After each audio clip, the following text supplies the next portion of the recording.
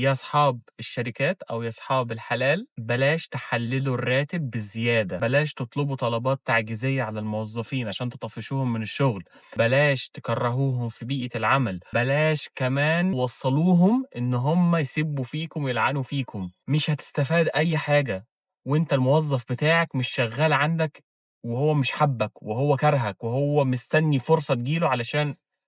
خلّي عندك حِس إنساني، الجو القديم بتاع الشركات اللي هو اشتغل عندك 1، 2، 3، 4 علشان تاخد راتب كده، لو ما حصلش يبقى أنت مش واخد راتبك، خصومات، باتريك إيه، بطيخ، بصمة، حضور، غياب، انصراف، لأ، إن أنت تتعامل بإنسانية في الشغل. الله يرضى لي عليكم، اتعاملوا صحاب الشركات اتعاملوا بإنسانية، إحنا بني آدمين